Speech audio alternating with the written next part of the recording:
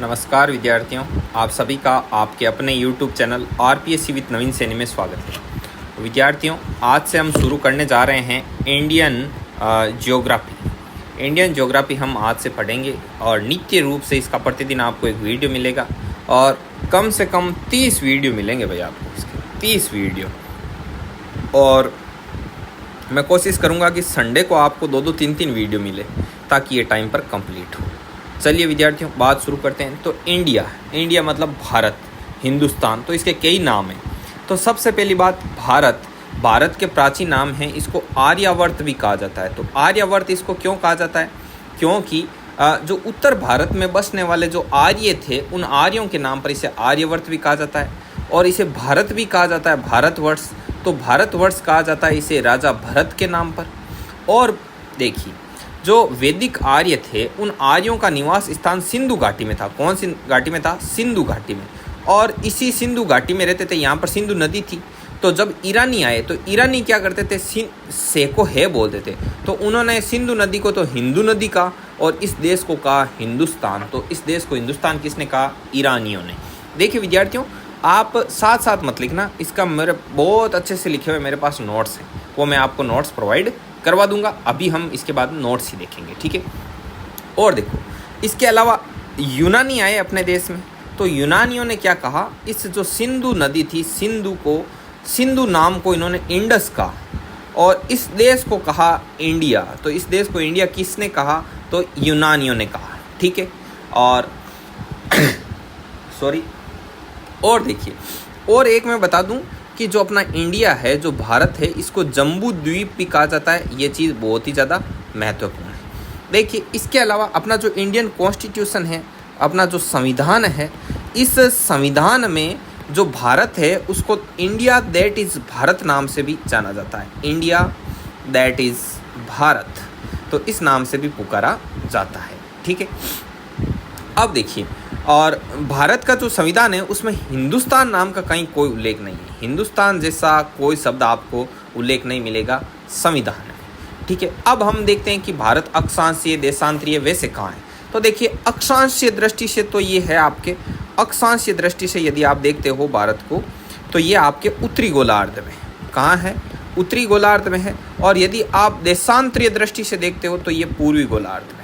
अभी ये आपको समझ में आ जाएगा कि ये किस प्रकार से पूर्वी, उत्तरी, ये सब आपको समझ में आ जाएगा। तो ये उत्तरी पूर्वी गोलार्ध में हो गया। इसका मतलब ये कुल मिलाकर कौन से गोलार्ध में है? उत्तरी पूर्वी गोलार्ध में।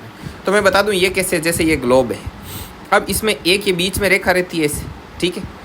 तो विषुवत रेखा, भूमध्य रेखा, तो इसके ऊपर है भारत। तो इसका मतलब क्या हुआ? ये उत्तरी गोलार्ध में है। और इस देशांतरीय विस्तार से देखते हैं तो जो वो ग्रीनविच रेखा निकलती है उसके इस तरफ है, तो इसका मतलब ईस्ट में है, तो ये पूर्वी गोलार्ध में हो गया। अब ऊपर भी है और इस पूर्व साइड भी है, ग्रीनविच रेखा की इस तरफ है, तो ये उत्तरी पूर्वी गोलार्ध में हो गया, ठीक है। तो ये इसका अक्षांशीय और देशांतरीय भाग हुआ। और पूछ ले आपसे कि भारत एशिया महाद्वीप के किस साइड स्थित है? तो भारत एशिया में दक्षिण साइड है। एशिया महाद्वीप की बात करें तो ये दक्षिण दिशा में स्थित है। और देखिए, और भारत के बारे में आप क्या जानना चाहोगे? ये भारत का मैप है और इस मैप के अनुसार आपको मैं थोड़ी थोड़ी बातें हैं वो आपको मैं बता देता हूँ। देखिए, भारत की यदि आप ऐसे उत्तर से लेकर के आप यदि दक्षिण तक ऐसे इसका नाप चौक करोगे, उत्तर से दक्षिण में, तो इसकी लंबाई है वो 3214 किलोमीटर है।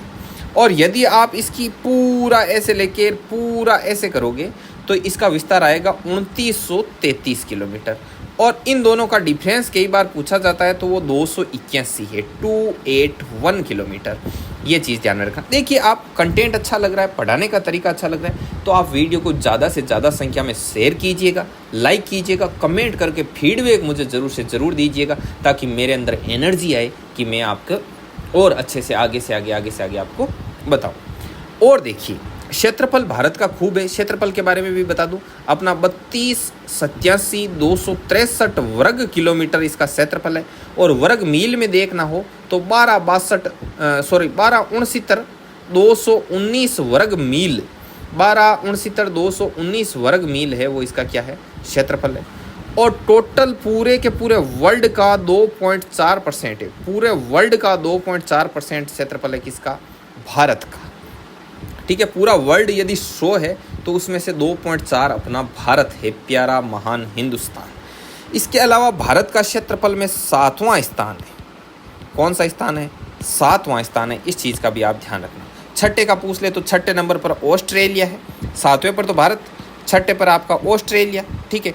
5वें पर आपका आ जाएगा ये पहले पर कौन सा है? देखो पहले पर रूस है, ठीक है, और दूसरे पर कनाडा आ जाएगा, तीसरे पर आगे ऐसे चलता जाएगा चीन आ जाएगा, और उसके बाद चौथा और 5वां, छठा, 7वें पर भारत आ जाएगा, और छठे पर आपका आ जाएगा ऑस्ट्रेलिया, ठीक है, और ऐसे बीच में आपके आते जाएंगे। अब देखिए और अपना यहाँ पर क्या क्या और आकृति पूछ ले तो आकृति देखो आप ऐसे मिलाओगे इसको तो आकृति आपको लगेगी विषम कोणीय। कैसी? चतुष्कोणीय या विषम कोणीय चतुर्भुज, चतुष्कोणीय या फिर विषम कोणीय चतुर्भुज इसकी आपके क्या है? आकृति है भाई। तो इस चीज़ का भी आप लोग ध्यान में रखना। और आप इसके बारे में क्या जानना चाहोगे? तो इसके बारे में पहले मैं इसको थोड़ा सा रब करता हूँ जो मैंने ऊपर लिखा है, ताकि मैं आपको नई चीज़ें समझा सकूँ, ठीक है। तो देखिए नई चीज़ें समझाते हैं आपको। देखो अपने जो पूरा का पूरा भारत है तो ये लगभग मानसूनी जलवायु वाला क्षेत्र है। क्यों? क्योंकि इसके यहाँ पर क्या है, जैसे चारों ये पानी से घिरा हुआ है तो मानसूनी जलवायु वाले क्षेत्रों में पाया जाता है। और इसमें कौन कौन सी होती है? तो देखो इसमें उष्ण जलवायु भी मिलेगी आपको और उपोष्ण जलवायु भी आपको, उपोष्ण कटिबंध दोनों प्रकार की आपको जलवायु देखने को मिलेगी, ठीक है। तो ये चीज़ भी है। 7वां स्थान आ गया, 2.5% आपको बता दिया। और देखिए और यदि आप देखना चाहो तो देखो भारत का जो देशांतरीय विस्तार है तो वो तो है आपका 68.7 से लेकर 68 डिग्री 7 मिनट इस साइड से लेकर, और इस साइड पूरा ए से देखो ऐसे भाई, इसको मानो कि ये ग्लोब में है तो आपके, और इधर है 97 डिग्री 25 मिनट तक। और यदि ऊपर से आप देखो कि भाई ऊपर से कहाँ तक है, ये तो ऐसे है रेखाएं, ऐसे ऐसे चल रहा है। और यदि आप ऐसे देखो कि भाई एक सेकेंड रुकना, ये ऐसे, अब ये ऐसे देखो आपकी यहाँ ऊपर में कहाँ टच होता है तो ऊपर में है आपका 37 डिग्री 6 मिनट, सॉरी एक सेकेंड रुकना, यहाँ पर हाँ सॉरी 37 डिग्री 6 मिनट, और नीचे की साइड कितना है 8 डिग्री 4 मिनट। ये अंतिम गांव लेते हैं ना यहाँ का, तो 8 डिग्री 4 मिनट आता है। और वैसे देखो यहाँ पर पानी में वो एक अपना इंदिरा पॉइंट है ना लास्ट, उसके हिसाब से देखें ना तो 6 डिग्री 4 मिनट होगा, ठीक है। तो यदि आपसे पूछे कि मुख्य भूमि का, तो मुख्य भूमि तो यहाँ से शुरू होती है तो 8 डिग्री 4 मिनट से लेकर 37 डिग्री 6 मिनट तक है। और यदि ऐसे पूछ ले कि संपूर्ण भारत की, तो फिर 6 डिग्री 4 मिनट कर देना, ठीक है। तो ये भी इसके बारे में मोस्ट जो कंटेंट है वो मैं आपको बता रहा हूँ कि किस प्रकार से क्या है। अब देखिए और इसके बारे में क्या क्या चीज़ें इंपॉर्टेंट हैं तो उसके बारे में हम थोड़ी सी चर्चा कर लेते हैं। ये तो मैंने बता ही दिया। और अब देखिए और थोड़ा बहुत अपन इसको पढ़ते हैं, अपना जो ये नोट्स है, नोट्स में पढ़ लेते हैं ये जो चीज़ें हैं इसको। तो आइए नोट्स पर। तो देखिए प्राचीन नाम, भारत का प्राचीन नाम आर्यावर्त है। उत्तर भारत में बसने वाले आर्यों के नाम पर इसका नाम आर्यावर्त रखा गया। भारतवर्ष नाम रखा गया राजा भरत के नाम पर, ठीक है। और वैदिक आर्यों का निवास स्थान है जिसे सिंधु घाटी में था। सिंधु घाटी में वैदिक आर्य निवास करते थे। उन्होंने सिंधु नदी थी, उसको ईरानियों ने कहा था हिंदू नदी, और हिंदू नदी के नाम पर इस देश को हिंदुस्तान कहा। यूनानियों ने सिंधु को इंडस कहा तथा इस देश को इंडिया कहा। जम्बू द्वीप भी भारत को कहा जाता है। तो ये ध्यान रखना कि इंडिया किसने कहा वगैरह वगैरह, ये चीज़ें आपको ध्यान रखनी है, ठीक है। आगे बढ़ो। भारत के संविधान में इंडिया दैट इज़ भारत नाम का उल्लेख है, जबकि हिंदुस्तान नाम का कोई भी उल्लेख आपको नहीं देखने को मिलेगा भारत के संविधान। और भारत है वो अक्षांशीय दृष्टि से उत्तरी गोलार्ध में तथा देशांतरीय दृष्टि से पूर्वी गोलार्ध में। इस प्रकार भारत पूरा का पूरा है वो उत्तरी पूर्वी गोलार्ध में स्थित है, ठीक है। तो ये आप देख सकते हो, ये 0 डिग्री पर रेखा जाती है, ये 23.5 डिग्री पर ये आपके देखो ये कर्क रेखा है, जैसे 86.5 पर ये मकर रेखा है। तो ऐसे आप इसको समझ सकते हो। अब भारत की अक्षांशीय स्थिति पूछ ले आपको तो द्वीप समूह सहित है, तब तो वो 6 डिग्री 4 मिनट है, मैंने बताया था इंदिरा पॉइंट है। और उत्तरी अक्षांश में 37 डिग्री 6 मिनट है उत्तरी अक्षांश। और भारत की मुख्य भूमि में पूछ ले तो फिर वो मैप का नीचे वाला ये कोना आएगा, तो फिर आपका ये 8 डिग्री 4 मिनट से 37 डिग्री 6 मिनट उत्तरी अक्षांश हो जाएगा। तो अक्षांशीय विस्तार कितना हो गया, इन दोनों में डिफरेंस कितना हो गया 29 डिग्री 2 मिनट का। और यदि भारत की देशांतरीय स्थिति पूछे तो 68.7 से 97.25 से, और इनमें देशांतरीय विस्तार हो गया 29 डिग्री 18 मिनट का, ठीक है। अब इसकी आकृति कैसी है तो भारत की जो आकृति है वो चतुष्कोणीय है, विषम कोणीय चतुर्भुज है, ठीक है। उत्तर दक्षिण दिशा में इसका विस्तार 32-14, ये मैंने बताया था, 29-33 दोनों का डिफरेंस 281 किलोमीटर अभी समझाया आपको। समूचा भारत लगभग मानसूनी जलवायु वाले क्षेत्रों में पाया जाता है और इसका विस्तार उष्ण और उपोष्ण कटिबंध दोनों में। क्षेत्रफल की दृष्टि से भारत में विश्व में 7वां बड़ा देश है, ठीक है। 32-87-263 वर्ग किलोमीटर इसका क्षेत्रफल है और 12-69-219 वर्ग मील इसका क्षेत्रफल है और विश्व के क्षेत्रफल का 2.4% है, ठीक है। अब देखो विश्व का सबसे ऊंचा युद्ध स्थल है वो सियाचिन लद्दाख है, तो इसका भी आपको थोड़ा ध्यान में रखना है, ठीक है। ये यहाँ पर इंदिरा कोल सियाचिन कारकोरम लद्दाख, ये पूरा बहुत शानदार हाई क्वालिटी में मैप है आपका।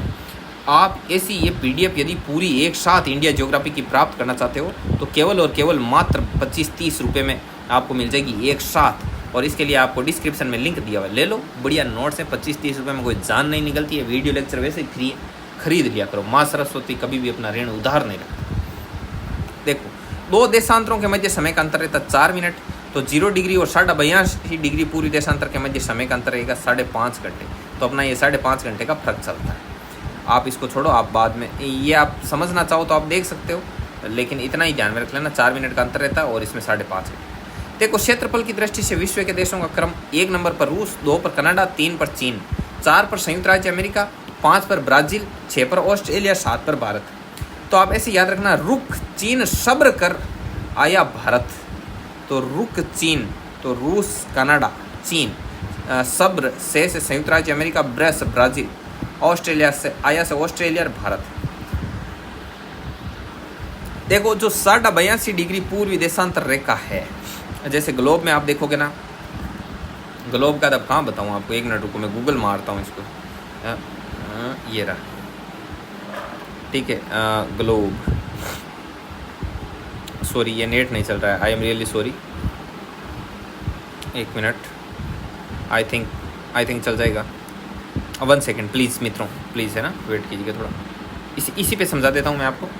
देखो इस पे ये पेन नहीं चलेगा, ये पेन यहाँ पर काम नहीं करता क्योंकि ये गूगल का मेन पेज है, तो आप ऐसे समझ लो। चलो अपन उधर चलते हैं, उधर ही समझते हैं, अपना ये वाला है।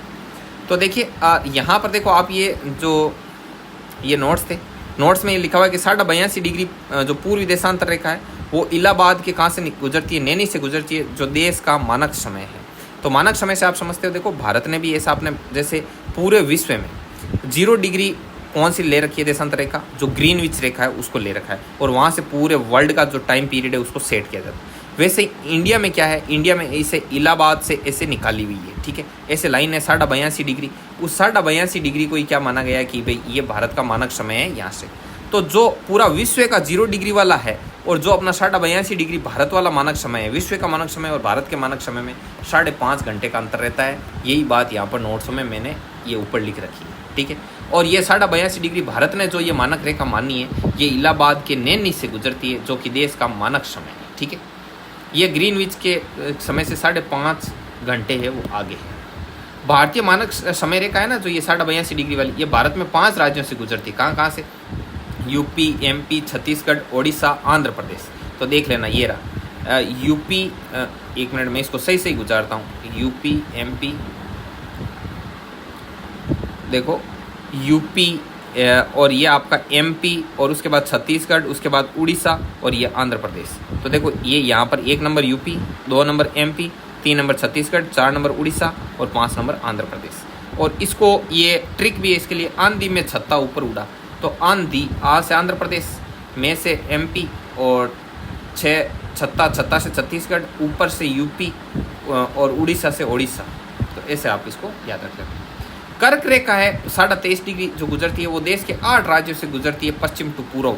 तो पश्चिम टू पूर्व ये है, देखो ये यहाँ पर ऐसे, ये गुजरात, मध्य प्रदेश, ऐसे ये गुजरती है ना, ये ऐसे, तो ये ऐसे, ये ऐसे गुजरती है, तो इसको यहाँ पर लिखी हुई है। ये देखो ये गुजरती है गुजरात से, उसके बाद राजस्थान, MP, छत्तीसगढ़, झारखंड, पश्चिम बंगाल, त्रिपुरा और मिजोरम से गुजरती है, ठीक है। और भारतीय मानक समय रेखा व कर्क रेखा दोनों 2 राज्यों से गुजरती है, छत्तीसगढ़ और MP से। तो देखो अब यहाँ पर ऐसे कौन से जो दोनों में टच होते हैं, तो देखो एक तो ये MP यहाँ पर और एक ये छत्तीसगढ़, तो इन दोनों का भाग आ जाता है यहाँ पर। तो ये भारतीय मानक रेखा और ये 23-23.5 डिग्री, ये दोनों एक दूसरे को छत्तीसगढ़ और MP में मिलती है, ठीक है। और भारतीय मानक समय रेखा वे कर्क रेखा है। एक तो भारतीय मानक समय रेखा और एक ये जो कर्क रेखा है, ये बैकुंठपुर छत्तीसगढ़ राज्य में आपस में क्या करती है, काटती है। ये बहुत ज़्यादा इंपॉर्टेंट फैक्ट है कि भारतीय मानक समय रेखा और कर्क रेखा, तो ये कर्क रेखा है, ये आपस में कहाँ पर कट होती है, तो ये बैकुंठपुर छत्तीसगढ़, बैकुंठपुर छत्तीसगढ़, ठीक है, छत्तीसगढ़ राज्य में आपस में काटती है, ठीक है। और ये जो मानक समय रेखा और कर्क रेखा दोनों दो राज्यों से गुजरती है, कहाँ से, छत्तीसगढ़ से और एमपी से गुजरती जरूर है, लेकिन ये जो कट होती है ना, तो कट ये यहाँ पर होती है, ठीक है। कट आपकी इसमें बैकुंठपुर छत्तीसगढ़ में होती है। जैसे ये एमपी है, ये ऐसे छत्तीसगढ़ है, तो ये गुजर तो दोनों जगह से जाएगी, ये से ऐसे, लेकिन जो ये कट करेगी ना, ये कट यहाँ पर करेगी बैकुंठपुर छत्तीसगढ़, ठीक है विद्यार्थियों।